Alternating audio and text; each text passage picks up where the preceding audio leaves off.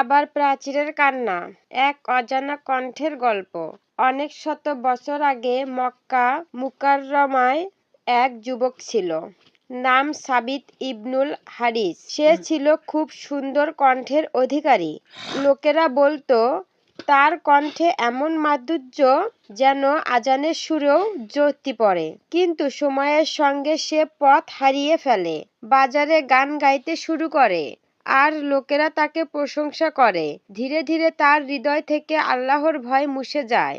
এক রাতে যখন সে কাবার কাছাকাছি বসে গান গাইছিল, এক বৃদ্ধ মুজাহিদ এসে বলল, এই স্থান যেখানে ফেরেশতারা সিজদা করে, সেখানে তুমি গান গাও? যুবক হাসল, বলল, আমি কাউকে কষ্ট দিচ্ছি না। বৃদ্ধ চুপ করে চলে গেল।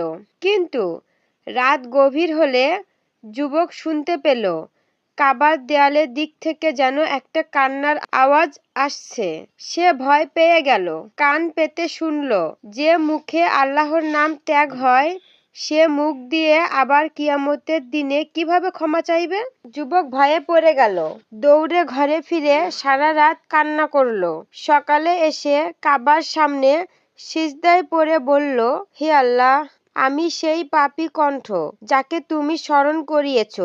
আজ থেকে আমার কণ্ঠ শুধু তোমার নাম উচ্চারণ করবে। তারপর সে সেই কণ্ঠ দিয়েই আজান দিতে শুরু করলো। লোকেরা বলতো তার আজানে এমন কম্পন যেন কাবার প্রাচীরও তার সাথে কেঁপে ওঠে। বলা হয়, মৃত্যুর সময় সাবিত রহমতুল্লাহ আজান পড়ছিলেন, আর তার মুখের শেষ কথা ছিল, আল্লাহু আকবর, আল্লাহু আকবর। শিক্ষা: যে কণ্ঠে পাপ হয়, সেই কণ্ঠই তওবা করলে ইবাদতের মাধ্যমে হতে পারে। আল্লাহ কখনো কাউকে ত্যাগ করেন না, শুধু সে নিজেই ফিরে আসতে জানতে হয়। একটা তওবা যদি হৃদয় থেকে হয়, তা পুরো জীবনের পাপ মুছে দেয়।